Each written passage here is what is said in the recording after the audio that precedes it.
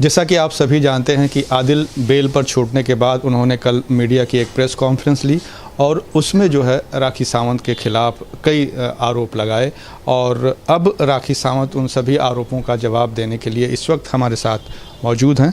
राखी जी, स्वागत है सबसे पहले आपका। जी, बहुत बहुत शुक्रिया। पहला सवाल मेरा यही है कि आदिल ने सबसे पहले यही कहा कि जब मैं जेल से बाहर आया तो मेरी आपसे उनकी बात हुई आपसे सोशल मीडिया के ज़रिए, तो क्या बातें हुई? कुछ जो कल आरोप लगाए गए उसके बारे में कुछ बातें हुई या सिर्फ आम बातें? नहीं, मेरी तो कोई बात नहीं हुई उसकी। सिर्फ इंस्टाग्राम पे उन्होंने अपना नंबर नहीं दिया, बट उनके दोनों फ़ोन ऑन हैं। जो मुंबई पुलिस और मैसूर पुलिस ढूंढ रही है वो फ़ोन है जिसमें सारे नंगी लड़कियों के और उनकी बीवी राखी और फातिमा, जो मुझे इस्लाम कबूल कराया, मुझसे निकाह किया, ज़बरदस्ती इस्लाम कबूल कराया और शादी किया मुझसे। तो मैं नहीं करना चाह रही थी निकाह, मुझे ऐसा था कि कोर्ट मैरिज कर लेंगे या फिर, लेकिन उन्होंने मुझे कहा कि निकाह कर लेते हैं, तुम्हें शादी करनी है तो तुम मेरे हिसाब से करो। तो मैंने कहा चलो ठीक है। मैंने कहा क्योंकि इन्होंने कुकर्म किया था मेरे साथ, कुकर्म करने के बाद मैंने चलो शादी के लिए रेडी तो हुआ है, तो अब मुझे इसका बात का बतंगड़ नहीं बनाना है। तो आपके साथ जब मैसूर में, जैसा कि आपने कहा कि आपके साथ जीना किया, तो आप मजबूर हो गई शादी करने के लिए और फिर इस्लाम में कन्वर्ट होकर उनसे? मुझे तो सिर्फ गाड़ी लेने बुलाया था शैली दीदी ने, वो गाड़ी शैली दीदी दे रही थी। ये तो एक मैकेनिक और ये तो एक छोटा कार का बिज़नेस अब्बास भाई का है, बट वहाँ पे ये कार सेल करता है, जो सेल करता है, इस कार सेलर। तो जैसा कि उन्होंने कल कहा, जो मुंबई में 3 केस उनके खिलाफ आपने किए हैं, नंबर 1 चोरी का, और फिर इसके बाद 377 का, और दूसरा जेवर की चोरी का। तो जो क्या बोलते हैं उसको इंग्लिश में क्या बोलते हैं? हाँ, घरेलू हिंसा, वायलेंस का, डोमेस्टिक वायलेंस का। तो इन सभी आरोपों को उन्होंने खारिज किया। इसके बारे में सबसे पहले उन्होंने खारिज किया, कोर्ट ने तो नहीं किया ना। कोर्ट है ना, कोर्ट के पास सारे सबूत है। जो मुझे मारे वो पूरे सर्टिफिकेट पॉजिटिव है। मेरी एडवोकेट यहीं बैठी है, फाल्गुनी जी प्लीज़ आइए ना, यहीं बैठी है। आप उनको पूछे कोर्ट ने क्या कहा है, वो खारिज कर रहा है। अगर ऐसा तो 22 दिन कोर्ट में क्यों रखा है? मुंबई कोर्ट में जद्दोजहद करके, हाथ पैर मार के, सारे प्रूफ होने के बावजूद बेल कैसे मिल गई? मैं किसी पे शक नहीं करना चाहती, उंगली नहीं उठाना चाहती, बिकॉज आई लव माई कानून। आइए ना, बैठिए ना। मेरे पुलिस ने जो मेरा बॉडी का क्या बोलते हो चेक किया, जख्म का क्या रिजल्ट आया था? मेडिकल रिपोर्ट्स पॉजिटिव आए थे। तो कैसे वो फिर आरोप लगा सकते हैं इसका लगाया करके? यहाँ देखिए, सॉरी, ये सवाल है ना, आप ना ही पूछे तो अच्छा है, क्योंकि अभी इन्वेस्टिगेशन इनकम्प्लीट है, चार्जशीट फाइल हुई नहीं है। राखी को लॉ पता नहीं। अगर हम अभी कोई भी चीज़ इन्वेस्टिगेशन से रिलेटेड रिवील करते हैं तो हमारे केस में उसका असर पड़ेगा।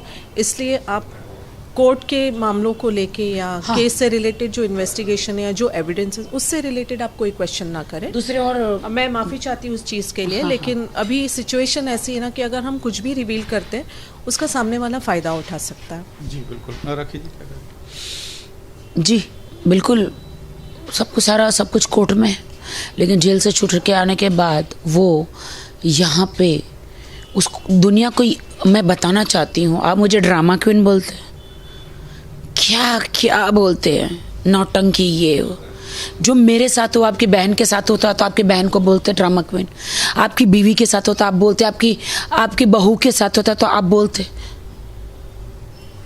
उसको भी ये ड्रामा क्वीन बोलते। क्योंकि मैं बॉलीवुड में हूँ, हंसती खलती रहती हूँ, 20 साल से अपने काम के लिए यहाँ वहाँ बॉलीवुड में दरवाजे खटखटा के भीख मांगती रहती हूँ काम के लिए, पपाराजी के सामने ड्रामे करती रहती हूँ। तो पर्सनल लाइफ में मेरे साथ इतना अत्याचार हुआ तो मैं ड्रामा क्वीन हो गई? मैं इंसान नहीं? मेरे साथ बुरा नहीं हो सकता? एक पति ने सीढ़ी बनाया बॉलीवुड में आने के लिए, उसको हीरो बनना था, उसको फेमस होना था, तो उसने मुझसे शादी करी।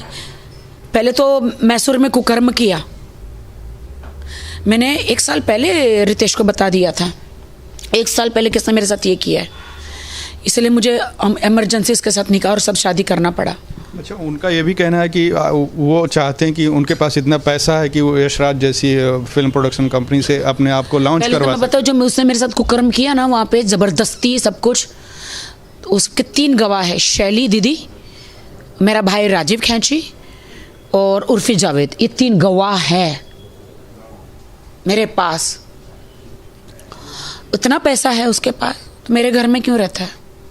इतना पैसा है तो मैं कपड़े खरीदती हूँ उसके, मैं जूते खरीदती हूँ, उसकी जिम का फीस मैं भरती हूँ, उसके पर्सनल ट्रेनिंग मैं भरती हूँ, उसके कपड़े जूते वूते अंडरवेयर भी पहनता है तो मेरे पैसों से पहनता है। उसका जो ये वीग लगा हुआ है ना, ये वीग कल भाई को बोल रहा था, भाई ये वीग नहीं है, सच सच बाल है बता मेरा वीग खींच कर दे। मैं बोलती हूँ आदिल तू मेरे पास आ, मैं तेरा वीग खींचती हूँ, मुझे बोलना। मैसूर जेल में मैं गई इसको मिलने गई थी तो पुलिस ने वीग ऐसे ऐसा बोलता है ना, ऐसा करता, क्योंकि खबर मिली थी कि ये जो सिम कार्ड है ना, चिप, वो वीग के अंदर रखता है, वीग के अंदर रखता है, कुछ डॉक्यूमेंट्स है खतरनाक, वीग के अंदर चिपका देता है। कितना खतरनाक क्रिमिनल्स, आप ढूंढते रह जाओ, कोई सोचेगा ही नहीं कि इसका बाल है क्या, असली बाल है कि क्या है। ये पूरा वीग के अंदर, ये पूरा वीग है उसका। रितेश के साथ शादी को लेकर उन्होंने जो खुलासे किए हैं, जो आरोप आप पे लगाए कि आप पहले से शादीशुदा थीं, उन्होंने डॉक्यूमेंट्स भी पेश किए, फोटोज़ भी दिखाए, वीडियोज़ भी दिखाए, तो उसे लेकर जैसा कि अभी प्रेस कॉन्फ्रेंस में, मुझे लगता है ये सब कुछ जो डॉक्यूमेंट्स ये वो उसको कोर्ट में दिखाना चाहिए। मैं तो हाथ जोड़ कर आपको कहती हूँ कि मुझे उसको तलाक दिलवा दो। ये बहुत खतरनाक बंदा है। ये जेल में जितने भी अंदर क्रिमिनल्स है उनके साथ षड्यंत्र रचा रहा था कि हमको आप राखी को मार दो, आपका 70 लाख मैं आपको दूंगा। उसको बोलता उसको मार दो, जिंदा मार दो, एक्सीडेंट करवा दो, ये करवा दो, मैं आपको 70 लाख रुपया दूंगा। राखी अमीर है, मरने के बाद वो मैं उसका हस्बैंड हूँ, पूरी प्रॉपर्टी मेरे हो जाए। अबे गधे, मैं गधे व्हील बना चुकी हूँ, तो मुझे टच भी किया ना, मेरे देश की जनता, मेरे देश का कानून तुझे छोड़ेगा नहीं गधे। मैं मेरी विल बना चुकी, तुझे मिलेगा टुल्लू, तो मुझे मारेगा तो। लेकिन इसका उल्टा आरोप वो लगा रहे हैं कि आप उन्हें मरवाना चाह रही मुझे तो सिर्फ आप लोग तलाक दिला दो उससे। वो मुझे 2 तलाक दे चुका है गुस्से में मार के, एक तीसरा तलाक दिला दो, वो अपना आज़ाद रहे, शादी करे, मरे जिए, मेरा कोई लेना देना नहीं है। मैं तो कहती हूँ मुझे तलाक दिला दो बस। आप आओ, अगर आप तलाक नहीं मुझे देना चाहते, वाहिद भाई मैं आपसे रिक्वेस्ट करती हूँ कोर्ट से, मुझे वो 3 तलाक है वो दिला दो, आप खुला करा दो। आइए ना भाई प्लीज़, मुझे तलाक दिला दो।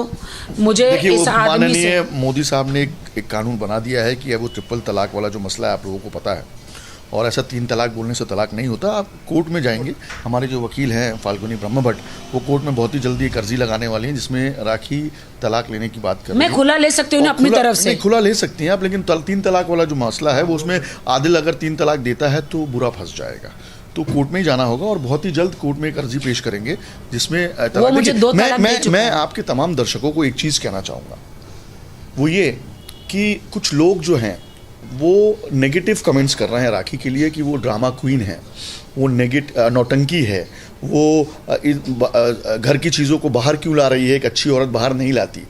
देखिए मैं उनसे यही अनुरोध करना चाहूँगा हाथ जोड़कर कि आपके घर में भी माँ बहनें हैं, अगर खुदा ना करे उनके साथ ऐसा हो तो आप क्या करेंगे।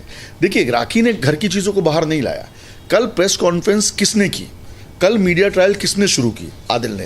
राखी 3 महीने से चुप थी, कभी इस बारे में चर्चा नहीं की, किसी से बात नहीं की, वो अपनी ज़िंदगी को वापस रिस्ट्रक्चर करने में लगी हुई थी। तो आप आते हैं अचानक जेल से छूटने के बाद और कहते हैं कि राखी ऐसी है वैसी है। आपने जितने भी आरोप लगाए वो तमाम आरोपों का जवाब दे रही है राखी। राखी सड़क पर नहीं आई है, आपने मजबूर किया है उसको सड़क पर आने के लिए, प्रेस में आने के लिए। तो अगर आप जो कमेंट्स कर रहे हैं, प्लीज़ कमेंट्स करने से पहले इतना ज़रूर सोच लें कि आपके घर में भी कोई माँ बहनें होगी और खुदा ना करे कभी उनके साथ ऐसा हो तो आप क्या करेंगे। राखी विक्टिम कार्ड नहीं खेल रही है, राखी भुक्तभोगी है, राखी के साथ हुआ है, ये माननीय न्यायालय के सामने अभी विचाराधीन है। और जब तक कोर्ट राखी को ड्रामा क्वीन ना बोल दे, राखी की बातों से इनकार ना कर दे माननीय न्यायालय, तब तक आपको कोई हक नहीं बनता उसको इस तरह के शब्दों का उपयोग करने का। सर एक आरोप और उनका है कि उन्होंने ये भी कहा कि आपका नाम भी लिया कि आप भी राखी जी का साथ दे रहे हैं और कभी उनका साथ दीजिए क्योंकि सत्य उनके साथ है। वो और एक बात अभी देखिए, आप बिल्कुल सही कह रहे हैं। मेरे पास भी ऐसी खबर आई कि कल आदिल मियां ने मेरा नाम उछाला कि मैं एक पक्ष दिखा रहा हूं, दूसरा पक्ष नहीं दिखा रहा हूं। देखिए, उनसे ज़रा पूछिए कि जब शादी की बात का खुलासा हुआ था कि आदिल और राखी सावंत शादीशुदा हैं, तब उस समय मैं जिम में था और उस समय मैंने आदिल से पूछा कि क्यों मियां शादी कर लिया, बताया भी नहीं। अरे नहीं भाई, मैं 2 दिन में आपको बताऊंगा, ये करूंगा। मैंने बोला यार देखो, तुम जानते हो मैं एक जर्नलिस्ट हूँ और मेरे लिए खबरों बहुत इंपॉर्टेंट रखती है, मुझे बताओ। नहीं मैं वादा करता हूँ, मैं आपको ही दूंगा अगर ऐसा कुछ है तो। मैं ठीक है। 2 दिन के बाद अचानक मैं देखता हूँ कि मीडिया में चल रहा है आदिल ने कबूला कि राखी सावंत के साथ शादी। मैंने उसको फ़ोन किया, मैंने आदिल तूने तो कहा था कि एक्सक्लूसिव खबर मुझे देगा यार, ये खबर तूने बाहर दे दी। चल कोई बात नहीं। शाम को जिम में मिला, बोले भाई मैं आपसे इंटरव्यू करूँगा, आपके सवाल करने का तरीका बहुत अच्छा है। चलो इंटरव्यू किया, मैंने डाल दिया। अब वो ये जो शब्द कह रहा है कि मैं एक पक्ष का दे रहा हूँ, दूसरे पक्ष का नहीं कर रहा हूँ, मुझे बताइए कि आप भी मुझे जानते हैं सालों से, मैं एक एडिटर इन चीफ हूँ चैनल का। आप मुझे इनवाइट करेंगे प्रेस कॉन्फ्रेंस में तो मैं आऊँगा, आप इंटरव्यू करना चाहेंगे मेरे साथ तो मैं करूँगा, वरना ज़बरदस्ती नहीं कर सकता। मैं आज भी उनको वेलकम कर रहा हूँ। आज भी अगर उनको मेरे साथ 1-to-1 करना है या प्रेस कॉन्फ्रेंस में वो चाहते हैं कि मैं उनसे सवाल करूँ, मैं तैयार हूँ। आप मुझे इन्वाइट कीजिए, मैं ज़रूर आऊँगा। और रही बात राखी की, तो राखी के साथ नहीं हूँ, मैं उन तमाम औरतों के साथ हूँ जिनके साथ इस तरह का दुष्कर्म किया गया है। मैंने वो वीडियोस देखे, मैंने वो फोटोग्राफ देखी। मैं इस पिक्चर में कब आया? जब एफआईआर दर्ज हो गई ओशिवारा में। आप समझ रहे हैं? जब मैंने खुद देखा कि पुलिस ने इन्वेस्टिगेशन करके इस तरह के एफआईआर दर्ज की है, तो मैं क्यों नहीं आऊंगा? राखी सावंत जैसी कोई और लड़की भी अगर मेरे पास आएगी तो मैं उसकी मदद करूंगा। इसमें अगर मुझे आपको कोई भी ट्रेडमार्क देना है, कर लीजिए। आप मुझे फ़ोन करते बोलते हैं कि आप पक्ष मत दीजिए, आप एक पक्ष का रख रहे हैं। देखो आदिल, मैं तुमको एक बात कहना चाहूँगा कि मुझे आप डरा धमका नहीं सकते। मुझे आप फ़ोन करके ये सलाह नहीं दे सकते या बोल सकते कि आप राखी का साथ मत दो, आप सच का साथ दो। अगर आप सच में हैं तो कोर्ट का सामना क्यों नहीं कर रहे हैं? आपने ये मीडिया ट्रायल क्यों शुरू किया 3 महीने के बाद? आप शांत होके कोर्ट का एक आदर करके कोर्ट में कर लीजिए। आपने कहा कि आपके पास लंदन, मैंने उससे कहा कि मुझे इंटरव्यू अगर देना है तो आपके पास प्रूफ होना चाहिए, मैं बिना प्रूफ के इंटरव्यू नहीं लूंगा। आपने कहा कि लंदन में राखी सावंत गई और किसी और गैर मर्द के साथ, या फिर क्या नाम है उस व्यक्ति का, रितेश के साथ, आपने उसको लॉबी में देखा, आपके पास वीडियो है, आपका वो वीडियो तैयार होना चाहिए। नहीं, उसने बोला रिसेप्शन पे बोला कि राखी वीडियो है, ऐसा क्लेम किया है कल उसने कि उसके पास वीडियो है। तो मुझे, मैंने कहा वो वीडियो तैयार कर लीजिए आप। आपने कहा कि मुझे कोर्ट ने अलाउ किया है मीडिया के समक्ष जाके बात करने के लिए, तो मैंने कहा ऐसा माननीय कोर्ट कहेगी नहीं कभी भी। अगर कहा है तो बोला लिखित में कहा है, तो मैंने वो लिखित दस्तावेज दे दीजिए। आपने कहा कि राखी को 95 लाख रुपीस आपको निकलते हैं, तो मुझे इस सवाल का जवाब दीजिए कि 1 करोड़ 50 लाख का आपने एफिडेविट हमारे भाई अनस के सामने, जो मेरी बहन सना खान के हस्बैंड हैं, उनके सामने क्यों कबूला जनवरी में 2023 में कि आपको 1.5 करोड़ राखी को 30 सितंबर से पहले देने हैं? जब आपके ऑलरेडी 95 निकलते तो आप 1.5 करोड़ देने के लिए एक्सेप्ट कैसे करोगे? तो मेरे जो सवाल होंगे उसको आपको जवाब देना होगा और आप प्रूफ के साथ मेरे पास आएंगे। मैं बिना प्रूफ और हवाई बातों में आपका इंटरव्यू लेने वाला नहीं हूं। ये पैसे उन्होंने कही थी, नहीं ये पैसे देने पड़ेंगे, इसलिए सारे षड्यंत्र रचाया जा रहा है मेरे खिलाफ, ताकि मुझे डराए धमकाए। भाई को बोलते हैं मेरा साथ ना देने के लिए। तुम सबको रोक सकते हो, खुदा को नहीं रोक सकते। अगर मैं सच्ची हूं तो तुम खुदा को नहीं रोक सकते, किसी को नहीं रोक सकते। कॉन्फ्रेंस के बाद आपके पास फ़ोन आया या ऐसा कुछ आया था कि उनका कि कुछ कह रहे थे कि सुलह? मैं आपको साफ तौर पे बता दूं कि उसने व्यक्तिगत तौर पे मुझे फ़ोन किया था, क्योंकि राखी के थ्रू मैं उसको जानता था और उसने मुझे पर्सनल लेवल पे फ़ोन किया था। इसलिए मैं उन तमाम बातों का खुलासा नहीं कर पाऊंगा क्योंकि वो एथिक्स के खिलाफ होगा। और मैं उस बारे में, उस कॉन्वर्सेशन जो हमारा 1 घंटे से ज़्यादा चला, उसके ज़्यादा बारे में डिटेल में नहीं जा पाऊंगा। लेकिन इतना ज़रूर कहूँगा कि आदिल आज भी राखी को अपनी पत्नी मानता है और उससे प्यार करता है। अब इनके बीच में जो कॉम्प्लिकेशंस पैदा हुए हैं पिछले 1 साल में या 6 महीनों में, वो कॉम्प्लिकेशंस में क्या होना है, आदिल आरोपी है या उसने गुनाह नहीं किया, ये माननीय न्यायालय तय करेगी। हम आप एज अ जर्नलिस्ट उसको कवर करके दिखा सकते हैं, हम अपने शब्दों में उसको गुनहगार या बेगुनाह नहीं बोल सकते। राखी बोल सकती क्योंकि उसके साथ हुआ है ये काम। और आपकी कोर्ट का प्रोसेस चलता है, मुझे तो पहले ही फांसी चढ़ा देते हैं। मुझे तो देश की जनता पहले ही जजमेंट ले लेती है कि वो इनोसेंट है और मैंने गलत किया। भुगता मैंने, माँ मेरी गई है, पैसा मेरा गया है, जिंदगी मेरी गई है। यहाँ पे एक बात और कहूँगा कि उन्होंने एक आरोप लगाया कल राखी को कि वो 3-3 लाख रुपए, 2-2 लाख रुपए, 4-4 लाख रुपए दुनिया से मांग रही थी। मैं आदिल को और बोलूँगा कि अगर आपके पास कोई प्रूफ है डेफिनेटली मेरे पास आइए, मैं चलाऊंगा कि किससे किसने उसने मांगा और किसने उसने दिया। क्योंकि मुझे वो पल याद है जब जिम में राखी ने मुझे कहा कि मेरी माँ बहुत ही बुरी स्टेज में है और एक ऐसे अस्पताल में है जहाँ का खर्चा वो दे नहीं पा रही है, मुझे प्लीज़ मदद कीजिए भाई। तब मैंने राधे मीरा ट्रस्ट के जो चेयरमैन है जगमोहन मेहरा जी, उनको मैंने फ़ोन किया और उन्होंने मदद के लिए आगे आया, क्योंकि कैंसर का मसला था, उनकी ट्रस्ट ये सब कामों में काम करती है। उन्होंने उस समय क्रिटिकेयर हॉस्पिटल में डॉक्टर नाम जोशी के पास ये पूरे के पूरे पैसे पहुंचाए और वो इलाज शुरू हुआ। अगर कोई आदमी की देखिए, कोई अपनी माँ के बारे में जाके दुनिया से पैसे क्यों लेगा?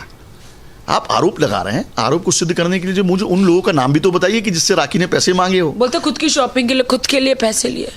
शर्म करो आदिल, शर्म करो, थोड़ा रहम करो, थोड़ा शर्म करो।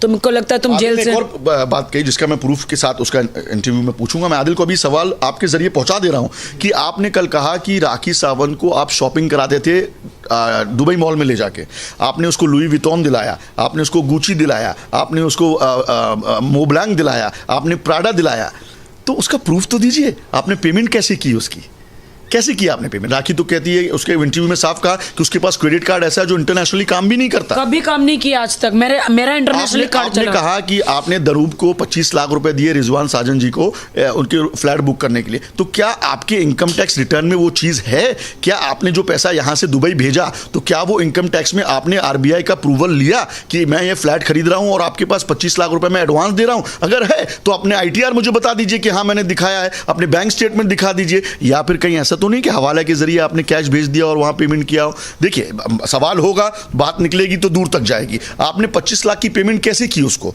आपने क्या आरबीआई, देखिए जब यहां से प्रॉपर्टी लेनी है बाहर तो आपको आरबीआई के थ्रू पैसे लेकर भेजना पड़ता है और आरबीआई को इंटीमेट करना पड़ता है कि देखिए भाई मैं ये पैसा भेज रहा हूं प्रॉपर्टी खरीदने के लिए, क्योंकि इनकम टैक्स को भी नोटिफिकेशन करना पड़ता है। तो क्या आपने उस साल के रिटर्न में ये चीज को शामिल किया है? किया है तो मुझे आईटीआर दिखाइए, मैं वो भी खबर चलाऊंगा। पकड़े गए ना दुबई फ्लैट को लेकर ना, मेरे अकाउंट से पैसा गया, मेरी मेहनत की कमाई का। देन्यूब में ऐसा है कि पहले 25 लाख भरो, फिर 7-8 साल तक 1-1 लाख भरते रहो। मैं आज भी 1-1 लाख भर रही हूँ, मेरे अकाउंट से गया है। तो फ्लैट के लिए जो पैसे की बात उन्होंने कल कही थी और साथ ही उन्होंने ये भी कहा था कि दुबई में जो डांस एकेडमी है कहीं ना कहीं उनका भी शेयर उसमें है, इस तरह के भी आरोप लगाए। दुबई में डांस एकेडमी है, उनका शेयर तो छोड़ो, उन्होंने तो एकेडमी बंद करवा दी है दुबई की उन्होंने मेरी। मैं अभी कुछ बोलना नहीं चाहती, मैं कोर्ट में बोलूँगी। इन सब ने कितना षड्यंत्र रचा है मेरा, किन 3-4 लोगों ने। मैं यहाँ पे नाम नहीं बोलूँगी, मैं कोर्ट में सारे नाम दूंगी। इन्होंने मुझे रातों रात होटल से निकाल के फेंका, क्या क्या किया है कोर्ट में बताएंगे, सब कोर्ट में बताऊंगी, मैं नहीं बताऊंगी। देखिए राखी ने कई वीडियोस मुझे अभी भी दिखाए, कई फोटोग्राफ मुझे दिखाई, जो मीडिया में आ जाए तो शायद आदिल की बेल कैंसिल हो जाए। लेकिन मेरा यही कहना है कि मीडिया ट्रायल में हमको नहीं जाना है। हमको माननीय न्यायालय के ऊपर, माननीय मजिस्ट्रेट के ऊपर, माननीय जजेस के ऊपर पूरा भरोसा है। जब ये ट्रायल शुरू होगा, हमारे पक्ष के जो वकील हैं, जो राखी के पक्ष के वकील हैं, वो अपना एविडेंस रखेंगे। आदिल को पूरा हक है अपना एविडेंस रखने का डिफेंस में। अगर जिस माननीय न्यायालय जो फैसला करेगी, हमारे सर आंखों पर हमें पूरा सम्मान है, हमारा पूरा एक भरोसा है न्यायालय के ऊपर। मीडिया ट्रायल हम नहीं चाहते और माननीय न्यायालय को मैं ये अनुरोध भी करूंगा कि हमने ये मीडिया ट्रायल शुरू नहीं किया, हमने मीडिया ट्रायल शुरू नहीं किया। ये मीडिया ट्रायल कल शुरू हुआ आदिल के मीडिया के द्वारा और उन्होंने ही ये चीज़ों को प्लेटफॉर्म में लाया। जो प्रूफ उन्होंने, जो दस्तावेज वहां पर रखे, वो अपने बचाव पक्ष में अगर रखना चाहते तो कोर्ट में रख सकते थे, लेकिन उन्होंने मीडिया में लाया और उसकी बदनामी को देखकर आज राखी प्रेस कॉन्फ्रेंस ली है। मैं नहीं आना चाहती इन सब चीज़ों को लेकर मीडिया में। मैं बहुत अकेले हो गई हूँ दुनिया में, बहुत ज़्यादा डिप्रेशन में, हर चीज़। मैं अपना करियर स्टार्ट ही कर रही थी बॉलीवुड में, फिर से ये सारी चीज़ें आ गई है। मुझे नहीं करना है ये सब, मुझे सिर्फ आदिल से डाइवोर्स चाहिए बस। वो अपनी ज़िंदगी जिए, मैं अपनी ज़िंदगी जीना चाहती हूँ। तो इसके बाद जब आदिल के आरोप सामने आए और आपके जवाब अब आए, तो आप अपनी लीगल टीम से समझकर किस तरह, क्या उस रिश्ते में बनना रहना चाहें? जैसा कि अभी आपने कहा, मुझे नहीं रहना है ना, मुझे नहीं रहना है। मुझे डाइवोर्स दे दो आदिल, मुझे नहीं रहना है। तुम जैसे आदमी के साथ मुझे नहीं, एक पल भी नहीं जी सकती। अब वो अलग रहता, मैं अलग रह, उसको वही चाहिए था, बस इस्तेमाल मेरा कर लिया और उसको बॉलीवुड में, उसको बिग बॉस शो में जाना है। आज मैंने राखी से एक और सवाल किया कि क्या रितेश के साथ आपकी शादी हुई थी? तो उन्होंने रितेश को लाइव लाया, आपने देखा वो प्रेस कॉन्फ्रेंस में, और रितेश ने साफ तौर पर कह दिया कि ऐसी कुछ भी नहीं था, क्योंकि मैं शादीशुदा खुद हूँ, रितेश खुद शादीशुदा है और माशाल्लाह उसके बच्चे हैं। तो जब उसके बच्चे हैं, वो शादीशुदा है और हिंदू मैरिज एक्ट के तहत उसकी शादी हुई, तो वो कैसे राखी से शादी कर सकता है? उसको पहले डिवोर्स लेना होगा, ये आप भी जानते हैं कानून है, और फिर राखी को शादी करनी होगी। ऐसा कुछ भी नहीं हुआ जो राखी और रितेश जो कह रहे हैं हमारे सामने। देखिए, जब ये बात करते हैं तो प्रूफ के साथ बात करते हैं। आप बात अगर मुझसे करना चाहते हैं और आप चाहते हैं कि मैं अपने चैनल में और अपने इंटरव्यू लूँ, आप अपने दस्तावेज लाइए ना, डेफिनेटली मैं आपका इंटरव्यू करूँगा, लेकिन हवा में नहीं। एक आखिरी सवाल राखी जी, देश की जनता आपको एक जुझारू एक्ट्रेस के तौर पर, महिला के तौर पर, या आप लोगों के लिए लड़ाइयाँ लड़ती हैं इस तौर पर जानती है, लेकिन जब से आदिल सामने आए, उन्होंने आरोप लगाया है, आप पर भी दुनिया भर के कमेंट आ रहे हैं, तो उस कमेंट को लेकर देश की जनता से क्या अपील करना चाहेंगे? मेरी सिर्फ गलती यही है कि मैं बॉलीवुड में हूँ, मेरी सिर्फ गलती यही कि मैं एक आइटम गर्ल हूँ, मेरी सिर्फ यही गलती है कि मैं पपाराजी के सामने हंसती खेलती हूँ, मुझे ड्रामा क्वीन का नाम दिया। मेरी सिर्फ गलती यही कि माँ बाप के लिए मैं बॉलीवुड में काम कर रही हूँ, जो मिला वो। मेरी सिर्फ गलती यही कि माँ के कैंसर के लिए मैं छोटे कपड़े पहन के डांस कर रही हूँ। वो झूठ बोले, उसका यकीन कर रही कि मैं बॉलीवुड में हूँ, तो मेरा यकीन नहीं किया जा रहा है। यही मेरी गलती है। ऐसा नहीं है राखी जी, देश की जनता आपके साथ है, जिस तरह की आपकी पर्सनालिटी रही है। अगर आज 20% लोग आपके खिलाफ बोल रहे हैं या कमेंट्स कर रहे हैं, तो 80% लोग आपके साथ भी हैं। एक आखिरी सवाल मेरा सलमान खान सर को लेकर है, जिस तरीके से उनका नाम भी इस पूरे मामले को कहाँ घसीट रहे हो आप? सलमान भाई को कहाँ घसीट रहे हो? क्यों उसका नाम लो ही मत, जरूरत ही नहीं है। उनको इन सब चीज़ों में मत घसीटो प्लीज़, उनका कोई लेना देना नहीं है। उन्होंने हम पे से मेहरबानी करी है, बहुत मेहरबानी करी है मेरे पे, बस उनका नाम मत लो। बहुत बहुत शुक्रिया राखी जी, हम उम्मीद करते हैं कि आपका ये मामला जल्द ही सुलझ जाए। तो ये थी राखी सावंत जो हमसे इस पूरे मामले पर बात कर रही थी कि किस तरीके से उनका और आदिल का विवाद चल रहा है। कैमरामैन खालिद के साथ रेहान हुसैन, लहरें, मुंबई।